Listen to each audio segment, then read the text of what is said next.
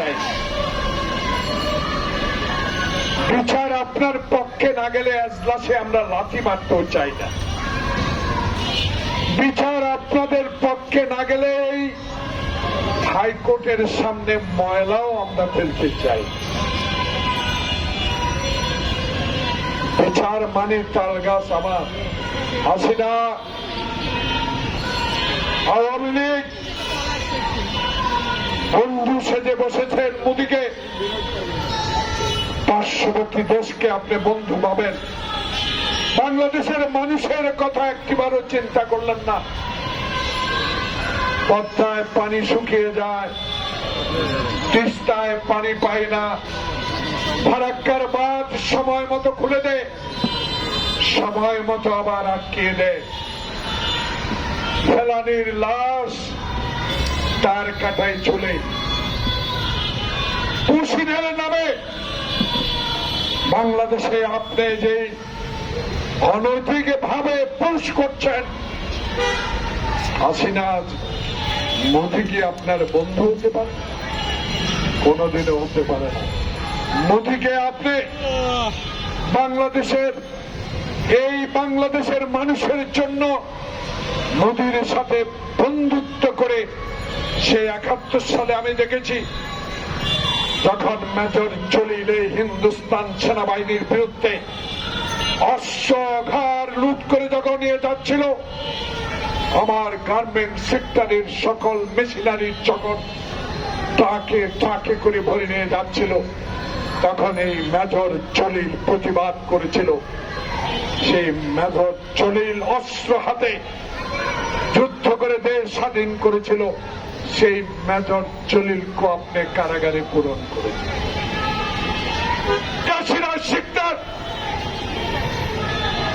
বাংলাদেশের মানুষের অধিকারের জন্য কথা বলতো,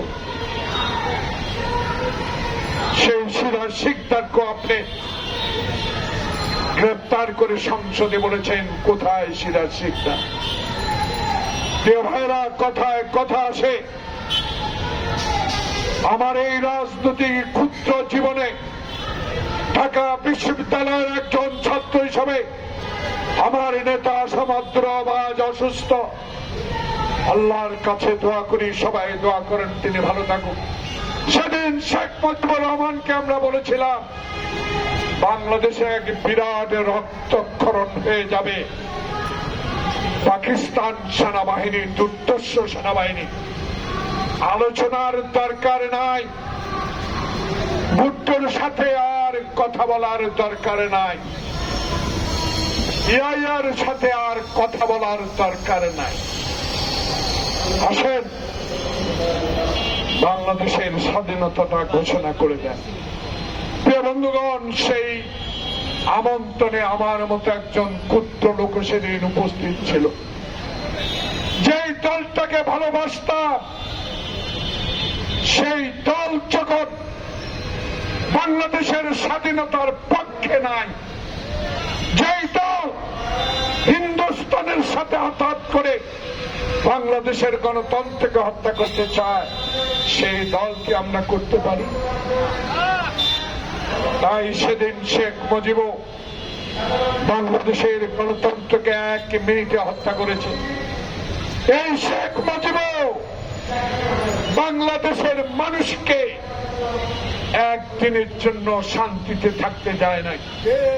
কারণ সেদিন সেই তারই কর্মী গোলাম মোস্তফাকে জিজ্ঞাসা করলো, কিরে গোলাম মোস্তফা, 6 কোটি কম্বল আসলো, আমার কম্বলটা কোথায়? রাতে ঘুমাতে পারে না শেখ মুজিব, ডানে চোর বামে চোর। বাংলাদেশ ব্যাংকে ডাকাতি হয়, সেও তারা।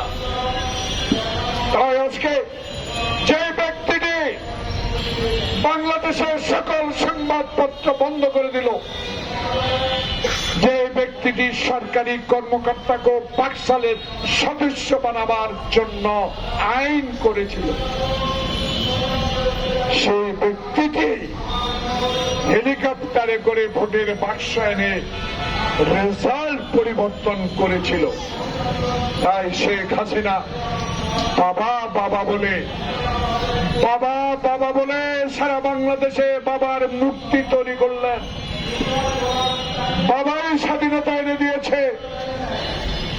আমি 5 বার পার্লামেন্টে যাওয়ার সৌভাগ্য হয়েছিল আমার।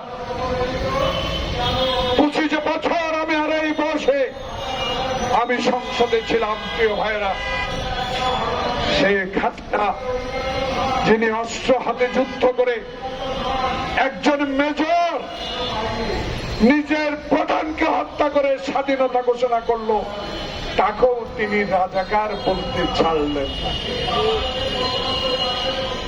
সে শেখ হাসিনা